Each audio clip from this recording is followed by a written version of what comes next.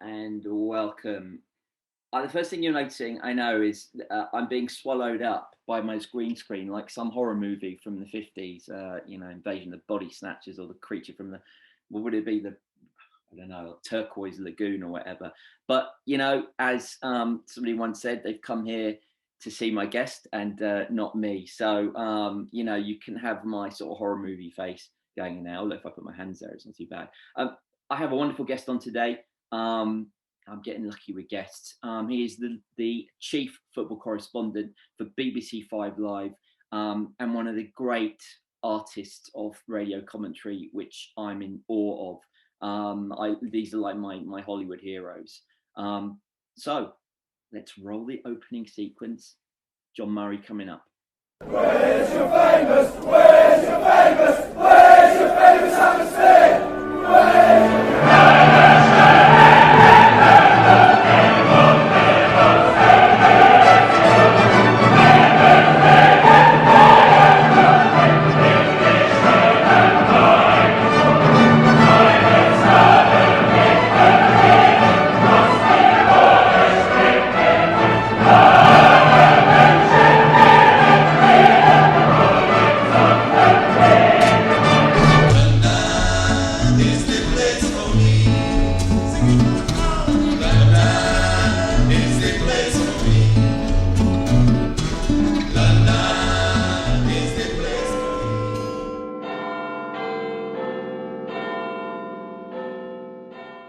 Well, hi there. Let's get John with us. One moment. Hello, John. Hello. Hello, how are you? I'm good, John. Very nice to see you. And Yes, you as well. It's very strange, isn't it, this tournament experience? It's unlike any other one that we've had. It is. It's so bizarre. And what else is strange? And I've just said to my viewers, I look like I'm being eaten up like some science fiction 50s film. But they won't care about that. They will care about the fella on the left. So, but probably by the end of the show, I'll be completely have no head. So don't worry. Eaten by 3 lions. It's eaten by 3. That's true, actually. Yeah. Well, if you're gonna go right, yeah, you might as well. You might as well do that way.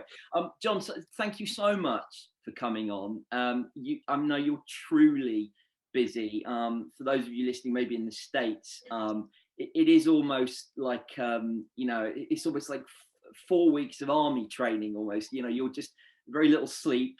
You're thrown into it. In fact, John, let me ask you, what is it like being, the chief correspondent, for the BBC in these circumstances under COVID? What's different for you? Well, this tournament is totally different to all of the others that I've covered, and I'm talking about going back to France '98, which was the first World Cup that I did. And I've covered it and all of the World Cups and European Championship finals tournaments since then. And as you said, normally we're used to herring around madly, getting on trains, getting on planes, cars, going here, there, and everywhere, doing one match one night, the next in a totally different location. And this is completely different because we haven't been able to travel overseas. Or at least we've made that decision on the basis that if one of our commentary teams tested positive or ended up having to self-isolate, that would take out a complete commentary team. So we've effectively had to make that decision. So we've had, we are very grateful that we've had Hampden and Wembley in the UK. So at least we have been able to get to matches and we have been able to get to grounds, but not the ones on continental Europe. So we have had a team traveling with Wales.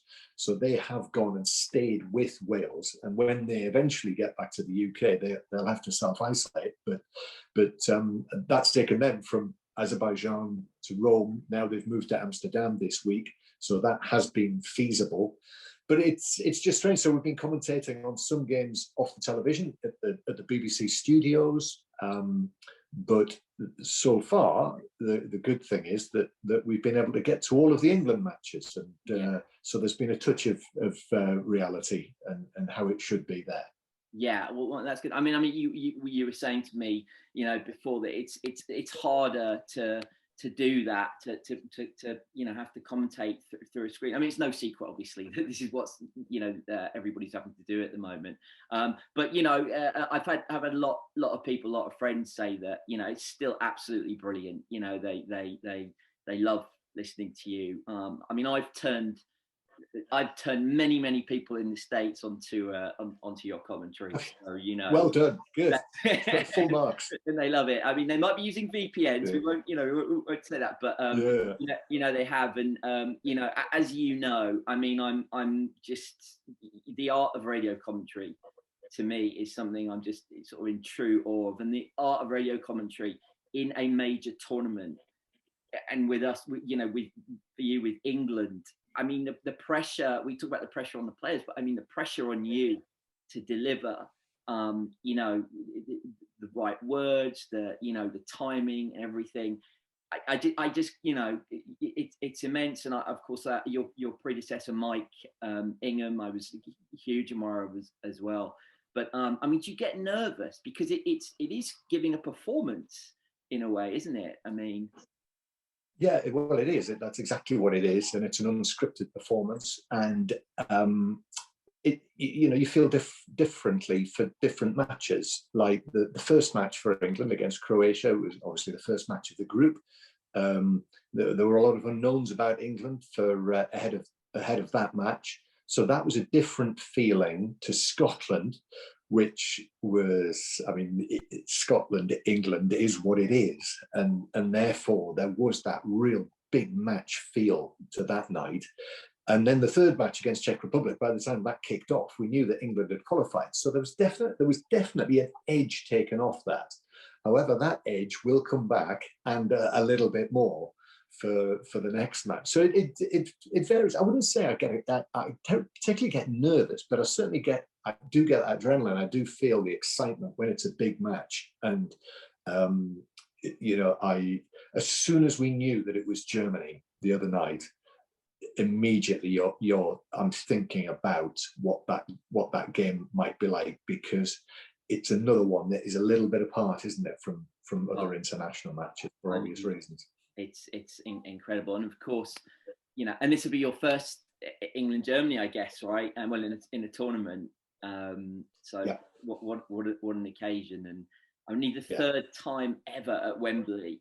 I suppose if we are having a tournament at Wembley, Germany, they have to be in it. That seems to be the norm. But I mean, it's absolutely fascinating. And I have you in my ear when I'm at the stadium. You're about a minute behind, but that's really useful to me, because I don't know how you do it. I can't see who's done what, especially if they're at the other end. So I'm like, my friends will be like, "Did you see that?" I was like, "Hold on one sec. Let me just check what John says." It was John Stones who headed that against the post. So thanks for that, because I update on our website. So I rely on you a little bit for that. Well, so. What's nice actually is for the Euros is that we're actually on where we normally sit, as you well know, which is on the dressing room side. And actually, before COVID, we would be in our own commentary box, which was just to the right of the halfway line, quite a spacious commentary box, but you were inside behind glass. After COVID, we then had to move out to the right of that, which meant that we were quite some way right of the halfway line. But for the Euros, because UEFA take it over, they've actually put all of the broadcast media over on the other side of the stadium. So we've now got a completely different position. We've got a different angle, and we've got a different view of Wembley, really, because over there, you can actually see the arch above the stadium. And we're a little bit further forward, so the stadium feels more open than it does where we sit on the other side. And we're actually pretty much, where they've given us so far is pretty much bang on the halfway line. So for the tournament, actually, it's actually better than it normally is at Wembley. The only problem is that because of COVID, they've put up these big perspex screens in front of us. So without the screens, it would be even better. But as you will know, they have to be there. That's part of the safety regulations. So they're actually on the sides and in front of us. And the problem is that you've then got perspex screens on the desks in front. So sometimes it's a little bit too tall, and you have to keep looking up and down above the. So you've only got one sheet of perspex in between you and the action. So I suppose typical, isn't it? That it's pros and cons. There are lots of good things about it, but you still have to work around the difficulties. Yeah, I mean, I know what you mean. The other side, you feel it's dark all the time, don't you? Because you've got that lid. I'm a little bit further down when I'm allowed. Yeah. Yeah. And how is it? It's Chris Waddle who's That's right. with you for the games. We all love him, of course. He's a legend, but I mean, I love him. He's very sharp. He's very strict. He doesn't suffer any falls. I mean, but you two seem to work really well together. I mean, how is that dynamic? Well, I've worked with Chris for decades now, so I know what Chris likes. I know what he likes to see. I know the sort of football that he likes to see, and almost more than anyone else that I've ever worked with, Chris is an absolute football purist. He does not like diving, feigning injury, players shouting, screaming for free kicks, etc., etc. He loves talented players. And, what was interestingly was as soon as Grealish came into the team, as soon as he came into the starting lineup, Chris said, as far as he's concerned, Grealish, an automatic starter for the England team. Whether he will be in the team or not against Germany, I don't know. But with Chris being alongside for the match against Germany,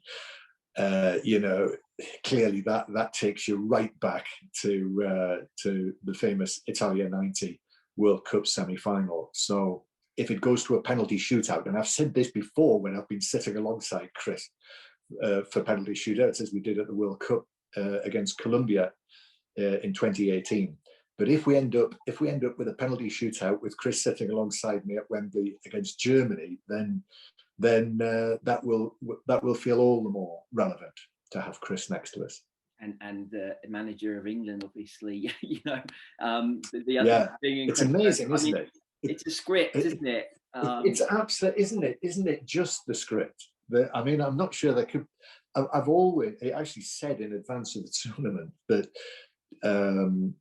it's not like Hollywood, is it? It's sport, football is not like Hollywood. You don't get the happy endings. It's not neat usually, but you have here the real possibility that we could have a proper sort of redemption story that. It's actually almost making my mind boggle, the fact that at Euro 96 it was Gareth Southgate who had the penalty saved by Kopka in the German goal, and now here we are, and he's the manager of the team, and it's Germany, and there is the possibility of a penalty shootout. It's absolutely, I mean, it is, what a brilliant script. It is a brilliant script, and when you think the last kick of an Englishman at the last tournament was Gareth Southgate's boot, and it's just sort of, I mean, if the world were perfect, John, it would mean we beat Germany on a penalty shootout, and the moment of catharsis for both Chris and Gareth would be, just, I mean, you'd expect a few tears. I think that would be mind blowing. It would be, wouldn't it? I don't know what words you could come up with for that, but I mean, so to the game then. I mean, we have to talk about it. My tummy's starting to get a bit wobbly at the moment, and I've had the second COVID jab, and I've told people if I look ill after the second COVID jab, the jab, it's the lead up to the match on Tuesday night. That's what's making me a bit under the weather, but. Well, how do you see it going? What's your view on it?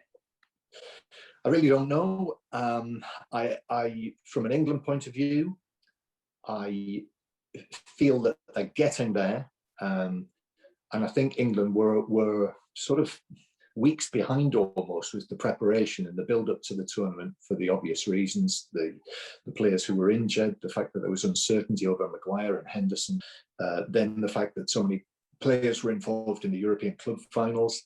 which meant that he couldn't get the team onto the field until the first match. Then there were still problems. Now there are more problems as well with the self-isolating. And I feel that England are in a position whereby they're trying to find the right blend, and they're not yet there yet. But the Germans are in a similar position as well, really. I think still lots of questions about how good they are and how capable they are of going a long way into the tournament. So I think if it was France or Portugal, I think that you would have to put England as the underdogs and the other teams as the favourites. Against Germany, I really do think it's such a close call. And Löw has played virtually the same team in all three matches. I think the only change he's made was when Muller didn't play because he had a little bit of an injury problem. And Leroy Sané came in. So whether Muller will be fit again, I don't know, but I suspect there won't be many changes. So it looks like Löw has decided that there's a team, there's a system that he's settled on, and that's his team. That's what he's going with. But how England played against that, we'll simply not know until the day of the match. Yeah, I mean, it's one of these situations with England. I always feel with England, as we get into these knockout stages, there's just so many questions. I mean, if you're an Italy fan or you're a Belgium fan, or probably a France fan, although they've had their sort of slips, you kind of know, you know where you are with your team. If you're an Italy fan, you're going to be pleased. You're going to be totally optimistic. You're thinking, we can beat anybody. But that sort of, I call it the English malaise. We just again, I don't know how good we are, and I don't know how bad we are. I mean, you look at the stats of we haven't conceded a goal for a long time. I think it was one goal against Poland, wasn't it, for 9 matches? Yeah. But on the other hand, we haven't conceded a goal against opposition that we may not expect to. I find it hard to believe that we won't concede against Germany. I mean, if I was a betting man, I would believe that we probably will concede against Germany. But I mean, and yet with this supposedly deadly attack that we have, we've only scored 2 goals and only 1 goal scorer. I mean, do you have any thoughts why that might be? Is it the conservatism of the coach, or is there perhaps some other reason? I mean, what do you make of that? There's a lot of talk about tournament football, and Gareth Southgate's always spoken about how really that's when it matters. And we can talk all we like about how England played during the course of the 2-year cycle, or however many years it is. But in the end, you've got to find a way through the tournament. So they've played with a back 4 this year. They've not played with 3 central defenders since the autumn. And I think they wanted to find that defensive stability. And it looks as though, you have to say on the balance of the scores that we've had, I mean, the last few results now are 1-0, 1-0, 1-0, 0-0, and 1-0 since the squad met up. So you're talking there against a variety of opponents, and a couple of them are warm-up games, but you're talking about a variety of England teams as well, because of, as we've discussed, the players that were available. But still, in all of the matches they've played this season now, so that's playing sometimes with 3 central defenders, but in 2021 with a back 4, they've conceded only 5 goals in all of the matches that they've played this season. And that includes 2 games against Denmark in the Nations League, 2 games against Belgium, played against Poland as well, and the matches at the finals. So that does suggest that they have found a form of defensive stability. Whether that against the very top opposition, whether that's going to hold up, we just don't know until we see them play there. But I think that is something that they've considered to be a priority and something that they had to try and achieve for the tournament. Yeah, I mean, it's interesting. I mean, it seems there's sort of 2 ways to look at it, really. From my point of view, something reminded me, sent sort of a chill down my spine of going back to Capello in 2010, and there was a bit of similar talk after we got through the group stage, which was that totally unspectacular in the group stage, but that same thing, we're very difficult to score against. And and that seemed to be sort of a narrative that we heard a lot going to that game, and then suddenly they knocked 4 in against us, Yeah. and then of course it's answered that, you know, we had a terribly conservative coach, you know, who wasn't brave enough, and you know, we got punished for it, and the media said we got punished for that, and that concerns me. You probably speak to Gareth Southgate more than anybody that I certainly know, and I mean, do you get the feeling that he's satisfied? I mean, obviously they play their cards very close to their chest. I mean, do you get the feeling he is satisfied with the way things go? I mean, he's got a tremendous football brain, there's no about that, but I mean, is this the way he wants them to play? Are they fulfilling what he wants, do you think? Well, I mean, I said to him the other night, you realise, don't you, that many people want you to play champagne football with all of the attacking talents that England have. And he, you know, his immediate reaction to that was to say that that's what we all want. But it's about finding a blend, and, you know, you have to, I've said it before, you have to get through. That's what you've got to do. And I feel like the hand is not ideal. I don't want to sound like I'm making excuses for them, but for the reasons that I mentioned, the fact that this has come after such a long season. A couple of years ago, there was a feeling that to help the England team, there had to be a midwinter break. For this season and ahead of this tournament, the break that had just been introduced previously had to be scrapped. So it went. Yeah. So, and you know, many of the players, well, all the players across all of the teams, but certainly, you know, some of England's most important players have had even longer seasons because of what Manchester City did in the Champions League last season and what Chelsea and Manchester City did, and Manchester United in the Europa League this season. So because of all of that, they are trying to make the best of this, of the conditions and the circumstances and the players at the level they are.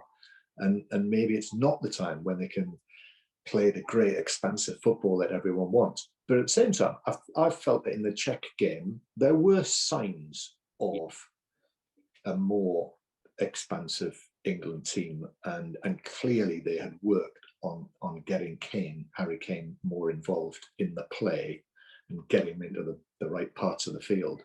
So I feel that is on an upward trajectory. And, you know, it's important if England are going to get through this, that continues into the Germany game. Yeah, what I was impressed with on the Czech game. I'm the time at the moment is just, you know, the Czech game was all these calls. It always seemed to be down to Grealish or Sterling. But what I thought was how well they worked together in that game. I thought that could be, that to me sort of silences a lot of that nonsense, which I think, you know, the three of them, Saka, Sterling and Grealish, they seem to just blend extremely well. I mean, I don't know if he'll start Saka. I don't know if he'll start Grealish. Perhaps you have a better idea than us. But I mean, I think Grealish and Sterling could be really interesting, really sort of dangerous combination. I think there is a possibility he might switch to 3 central defenders, and that would obviously alter the balance of the team further forward. But I don't know. I think perhaps at the moment, and there's a little way to go before the game as we're talking now, I think perhaps I'm leaning towards him making relatively few changes because of everything that's surrounded the match. And therefore, we might see the Grealish, Sterling, Saka, Kane selection again for that match, because Mount at best I think will be on the bench. Foden, well, Saka came in and did extremely well, and whether he'll leave Saka out after he played as well as he did and bring Foden back in, maybe Foden will see himself starting on the bench against the Germans, but we'll see. I mean, you know, there are so many questions whether he'll stick, as I say, with the back four. Would he stick with the same fullbacks? I'm sure he will. If it is that back four, if it's not, if it's 3 central defenders, Walker, I presume, would be one of them. Maybe James would come in on the right hand side. So I think you know, if you pushed me on it, I would say maybe this is the time to remain as settled as possible. Yeah, interesting. And interesting enough, one of the things that's being said in the German press is that they're very concerned about England's pace, and that, you know, that they might be vulnerable at the back, and Germany are vulnerable at the back. We saw that the other night, and so, you know, a lot of people saying that, you know, England's pace is the way to go to really trouble them. So. But yeah, you know, I expect we could be in for a long night anyway. So, you know, you'll you know, I'm sure you're ready for that. Well, I don't know, Lee. I think we're talking about penalties, and we'll continue to talk about penalties so much that it will, you know, it's almost, you know, I can imagine that in actual fact it gets done in 90 minutes. Yes, I mean, you know, it's one of those that we always expect, but 2010, I mean, we don't want it to go the way of 2010. I mean, are you confident? I just can't be. I've just had too much, you know. I mean, it's probably psychological, but I'm concerned. I just think Germany have got a real game in them, because if Löw is going, you know, I just can't believe they'll go out with a whimper. It just seems, you know, they probably have their own script, and it concerns me. And there's no more incentive for them, is there, than Wembley in a major tournament for the third time for them. So that's my concern with them, and they can deliver. They're a team that can deliver, but I just wonder what your thoughts are on how it's going to end up. Well, I think if you're going to play a game like this in the circumstances that we've been discussing, I think you want to play it at Wembley, and England have got it at Wembley. After all of the discussion about, well, do they want to finish in the second of the group and go to Copenhagen and then St. Petersburg? I think now the match is here. I think, you know, hopefully the fact that it's Wembley will make a difference. There'll be a bigger crowd this time round. There'll be 40-odd thousand people inside Wembley Stadium. Maybe that will help. And the fact that, whether it means anything or not, the fact that England have never lost a tournament match at Wembley, with the exception of the game on penalties at Euro '96, which was against the Germans. We don't count. You know, I do think, you know, if it is very close between them, maybe the fact that it's at Wembley, maybe all of that will just tip it England's way. Yeah, I mean, that's what we all hope, of course. You know, it's just. You just feel it's going to be some twists and turns, but maybe not. Maybe it'll be a straightforward one way or the other, and maybe it really will determine how good England are as well. We'll certainly get, and we'll certainly. I do think that's possible. I do think it is possible that it does click for England in this match. It's about time we beat somebody. I mean, it's still this crazy statistic, isn't it? We haven't beat one of the elite in a tournament since the 1966 World Cup final. I mean, people always say, what about Spain in '96? But Spain in '96 were not one of the, it hadn't won a tournament. I mean, it's sort of staggering, really. And it's just, God, it's about time that really changed. Yeah. And also that was on penalties as well. And it is still the case that England have relatively few victories in knockout matches at major tournaments since way back then. You know, it's really still only a handful of matches since the original World Cup win for England in 1966. The record is not good. No, it's just got to change. Please let it change. Yeah, well, you know, I'm looking forward to it. I will be there. Obviously, you'll be there. I'll have you in my ear, soothe me down a bit here, you and Chris. You know, I mean, I'm not sure about that. No, maybe not. I'm just wishful thinking, but it'll be great. It'll be great to hear the drama of it, and just adds to the atmosphere so much to listen to you. But and just overall, what have you made of the tournament so far? What have you liked? What games? And you've had a few other games. Yeah, I certainly think it sprung into life on what day was it? Wednesday night, wasn't it? That was a proper night. That was a proper night of tournament football, wasn't it? With the Spain game, the fact that it came together for them, for Sweden to get the dramatic winner, and then what happened in the group in the evening was really exciting, wasn't it? That's the sort of day that we love in a tournament. and at some point England were going to play everybody in that group, weren't they? In a few minutes England were going to play something else. Oh, it was awful. I mean, I was exhausted afterwards, but yeah, absolutely. No, it was great. I mean, I thought the tournament's been pretty good so far. I think there's been some really good games. It's kind of gone to form a little bit, hasn't it? Only Spain have come second of the favourites.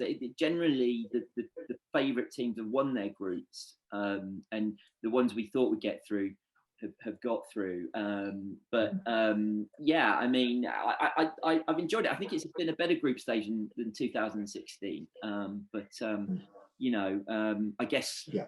I mean, I don't like the third place teams going through. That's, you know, it used to be such a good tournament when it was just the 16, the 4 groups of 4, 8 went out, 8 went through, and you had the quarterfinals. That was the perfect format. It is the perfect format. But I understand the powers that be want to give other countries the chance to play in these tournaments and play in these matches. And the other thing I would say about the Euros so far is that if Denmark are able to put in another impressive performance against Wales in the last 16, if they're able to do that, I don't think anyone would want to play them. No, I mean, I was talking to Henry Winter the other day, and I said, "Are we in for another 1992?" I mean, and you know, it's not beyond the realm of possibility, I suppose. You know. No. With that behind them, and I mean that's going to be really tough for Wales, I think, because they're used to being on the other side of having that, you know, that sort of you know, energy of underdog and you know, all the will of people behind them. But that's they're going to be the sort of the non-favoured team, aren't they? I think the world is going to be for Denmark, so I'm not too confident for Wales in that one, but you know. Well, listen, John, I mean, you know, I don't want to keep, I've monopolised your time very much, but I mean, it's fascinating to see where it's going, and, you know, just to have you there is, you know, with the commentary is just fabulous. I mean, you know, it's such an art. I just, you know, I mean, for me, it's like, I prefer, you know, I'm more starstruck by that than I am from, you know, some of the Hollywood celebrities. You know, yeah, and plus you're nicer as well.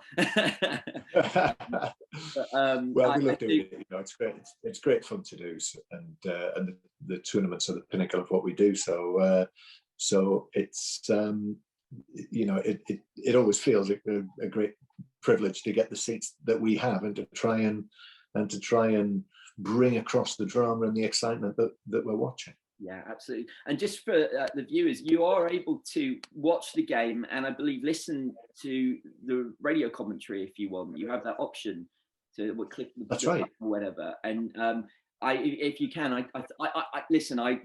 Guy Mowbray is excellent. Not you know, he really, you know, nails the drama too. But just for the excitement of radio commentary, you have that option. You know, it's an option. It is an option. But look, John, thank you very much. I'm sure we'll bump into each other over the, hopefully. Yes, I hope so. I hope we're going to get back to normal as soon as we can. I'm sort of actually looking ahead at just and thinking, because September for the World Cup qualifiers, England go to Hungary and England go to Poland, and I think there's still quite a question mark over whether we'll be able to go to those, but if we do, I'll hopefully see you there, if not before. Absolutely. We'll go via Mexico, because that's where I've been living lately. So that's where I got to Albania from. So, but yes, that's one option, but perhaps not. Well, thank you so much, John. Good luck for Tuesday night. You know, it'll be great. Yes, it's England who need it, not me. Well, you know, in the sense that I know you'll do a brilliant job, of course you will. But yes, I mean, what a prospect! England versus Germany at Wembley in the tournament. It doesn't get much bigger than that, and you know, we're all looking forward to it. Thanks so much, John. Speak to you soon, and all the best with the tournament. Will do. Thank you, and yes, enjoy the rest of the tournament. Thanks very much, John. Well, fantastic to talk to John Murray there, and not really much else to say except it's almost swallowed my face. Oh, look, when I put my hands together, it doesn't. I'll probably get more thumbs up for having my face swallowed up. I can probably do it even more if you want. Than when it doesn't get swallowed up. You probably enjoy it. You're going to just do that, aren't you? There'll be no thumbs down now. But you've got to put thumbs up for John anyway, haven't you? Terrific. Radio commentary is genius. It's an art form. He's so modest, he makes it sound like it's not a big deal. It's horrendously difficult. I don't know how they do it, but I'm in absolute awe of them. And so I urge you, wherever you are in the world, maybe you can be sneaking and get a VPN, listen to BBC Radio 5 Live and John's commentary. Thank you very much. It's late, but it's here. Euro 2020 and 2021. And Gadsby's England is still the place to come for all your England news throughout the tournament. Follow the drama, the ups and the downs. You know there's going to be plenty of them. Euro 2020 on Gadsby's England.